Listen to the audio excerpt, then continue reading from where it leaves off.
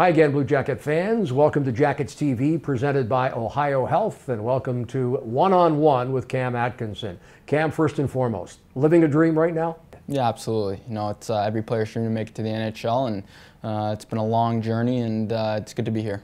I know you've heard throughout your career, be it in minor hockey, college hockey, and of course now in the National Hockey League, is Cam Atkinson big enough to play in the NHL? Have you used that as motivation? Absolutely. You know, I think that's what I have to use as my motivation. It's my number one key to success, and I use it to work down my charter, and it's definitely helped me. Let's talk a little bit about your college career before stepping into the National Hockey League. Talk about life and times for you there, and why did you choose college over perhaps going to Canada and playing junior hockey? Well, obviously, some of the best memories I've had are from college, winning a national championship, and you know, I've become best friends with the 8 guys that were in my class, and we continue to go on vacations every summer. So I think those are some of the best years of your life. I think you'll hear that from a lot of college players. But I chose college, obviously education. Education is very important to me.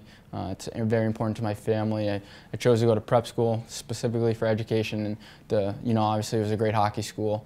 But education is definitely the #1 factor. Were you recruited to perhaps go play in Canada as a junior?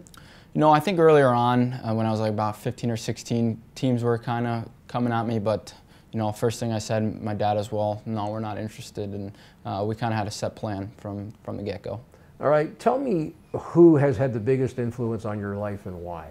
I would say, yeah, my family, my mom, my dad, and my brothers. You know, they're there for you through thick and thin, through the good times and the bad times. Obviously, the parents are there from day one, driving to the rink when you're a little kid, you know, pushing you, you know, whether you're in a good mood or bad mood, they're always there to be there for you. Obviously, they're always on your side, so definitely my family, my parents. Are there players, or perhaps maybe one player that has had an influence on your hockey career, and some maybe that you have tried to emulate? I would say more so right now it would be, you know, obviously smaller guys, Marty St. Louis, Brian Giunta, you know, those types of guys. They've obviously had to face the same sort of difficulties that I've been faced with, just being a smaller guy, but obviously they work just as hard, you know, 2 times, 3 times as hard just to be an elite player in this league, and it's definitely showing. I've had been fortunate enough to train with Marty St. Louis this past summer, so he's been teaching me, he's been showing me the ropes a little bit. You pick his brain about certain situations, and in particular how to handle the National Hockey League? You know, here and there, I kind of just focus on when we're practicing on the ice, little things that he thinks I should work on to make me that much of a better player. And obviously, if you see him in the gym, he's the hardest working guy I've ever seen. So if I can try to keep up with him, I know I'm doing something right. All right, on the lighter side, how about an embarrassing moment in your hockey career? That's a tough one.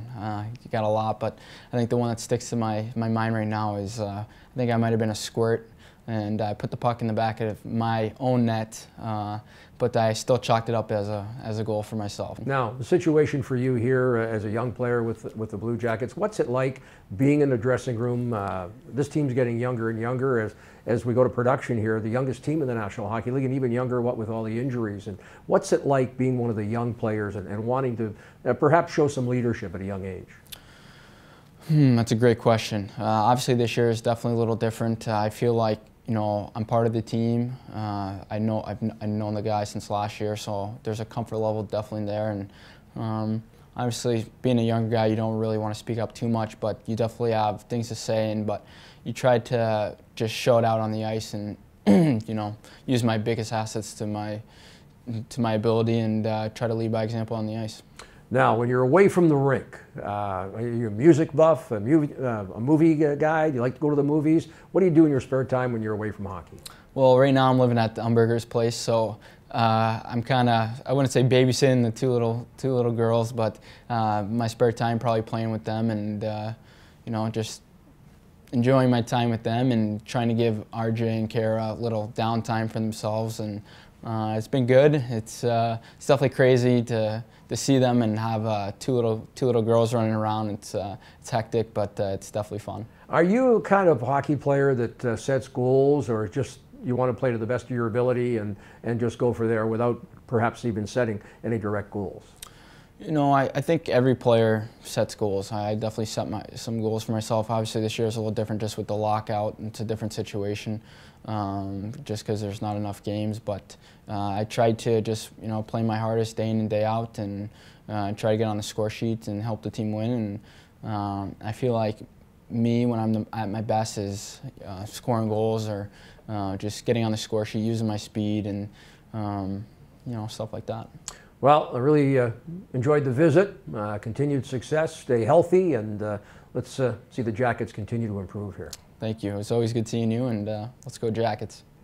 Cam Atkinson joining us for One on One. And thank you for joining us here on Jackets TV, presented by Ohio Health.